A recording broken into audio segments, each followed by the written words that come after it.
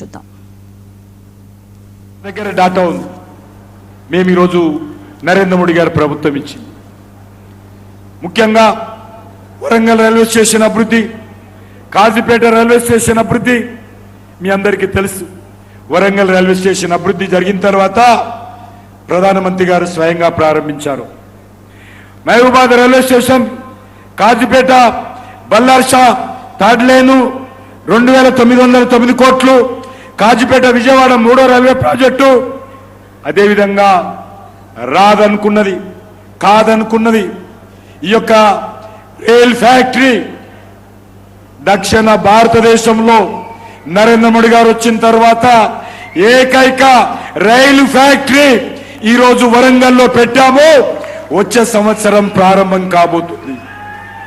రాదనుకున్నటువంటి factory Warangal కోసము Warangal party నాయకులందరూ వచ్చి ఢిల్లీలో మోడీ గారిని కలిసిన తర్వాత ఫ్యాక్టరీ మంజూరు చేయడం జరిగింది. అత్యంత వేగవంతంగా పూర్తయింది. 90% పూర్తయిపోయింది. వచ్చే సంవత్సరం జనవరి లోపల ఇక్కడ రైలు ఇంజన్లు, రైలు కోచ్లు ప్రారంభోత్సవం జరుగుతుందన్న విషయాన్ని ఈ సందర్భంగా మనం చేస్తా ఉన్నాను. ఒకటి చెప్పి మనం చేస్తాను. వరంగల్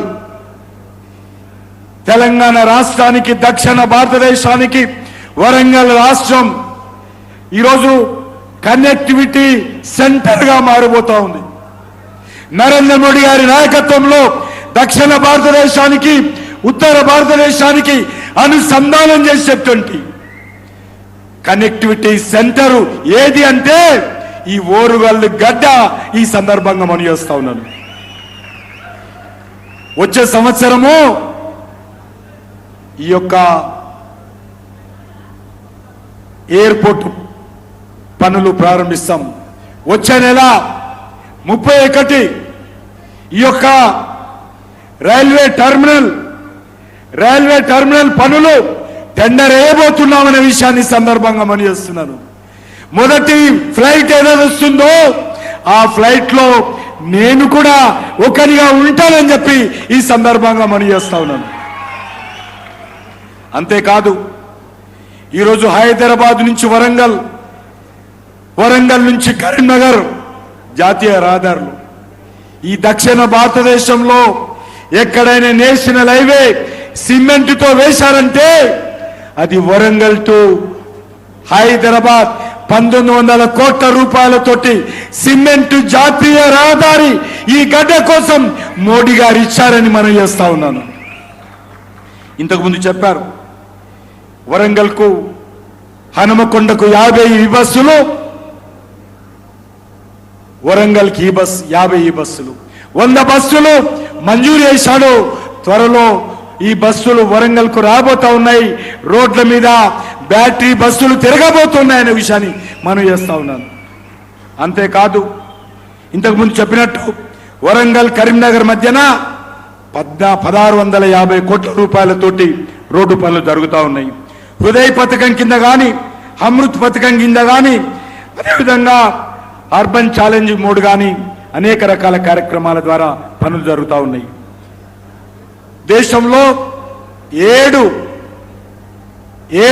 మెగా టెక్స్టైల్ పార్కులు మోడీ గారు ఇవ్వాలని నిర్ణయించుకున్న తర్వాత వరంగల్ మీద ప్రేమతో, తెలంగాణ గడ్డ మీద ప్రేమతో ఇదే వరంగల్కు PM మెగా టెక్స్టైల్ పార్కు మంజూరు చేసిన విషయాన్ని మనం చేస్తా ఉన్నాను. మంజూరు చేయడమే కాదు, ప్రధానమంత్రి గారు స్వయంగా ఇటీవల హైదరాబాద్ నుంచి ఆ మెగా టెక్స్టైల్ పార్కు ప్రారంభించారు. అర్బన్ ఛాలెంజ్ ఫండ్ కింద 1168 కోట్ల రూపాయలు ఈ వరంగల్లో పనులు జరగబోతా ఉన్నాయని మనం చేస్తా ఉన్నాను. అంతేకాదు వరంగల్ ఈరోజు క్రిటికల్ కేర్ బ్లాక్ ఏదైతే ఉన్నదో అది 130 కోట్ల రూపాయలతోటి అది మంజూరు చేసిన విషయాన్ని మనం చేస్తా ఉన్నాను. కట్టిన విషయాన్ని మనం చేస్తా ఉన్నాను. అంతేకాదు గిరిజన విశ్వవిద్యాలయం మనమందరం కూడా ఎంతో భక్తితో శ్రద్ధతో కొలిచేటువంటి సమ్మక్క సారక్క కేంద్ర గిరిజన విశ్వవిద్యాలయం 1000 కోట్ల రూపాయలతోటి పనులు ప్రారంభం కాబోతా ఉన్నాయి.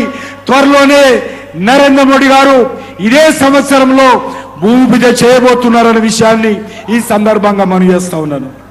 అంతేకాదు 110 ఏకలవ్య పాఠశాలలు, 77 పిఎంసి స్కూల్స్, అదేవిధంగా ఎంఎస్సి టెక్నాలజీ 400 సెంటర్లు ఈరోజు ఈ జిల్లాకు మంజూరు చేసిన విషయాన్ని మనవి చేస్తా ఉన్నాను.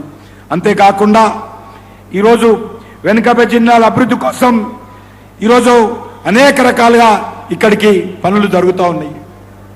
మన ఉభయ తెలుగు రాష్ట్రాలలో ఇప్పటి వరకు యునెస్కో గుర్తింపు పొందినటువంటి ఏ ప్రాచీన కట్టడం లేదు, ఏది కూడా లేదు 2 రాష్ట్రాలలో. కానీ మోడీ గారు వచ్చిన తర్వాత మన ఉమ్మడి వరంగల్ జిల్లా రామప్ప దేవాలయానికి యునెస్కో గుర్తింపు తీసుకొచ్చినటువంటి ఘనత నరేంద్ర మోడీ గారికి, భారతీయ జనతా పార్టీకి దక్కుతుందనే విషయాన్ని మనం చేస్తున్నాను.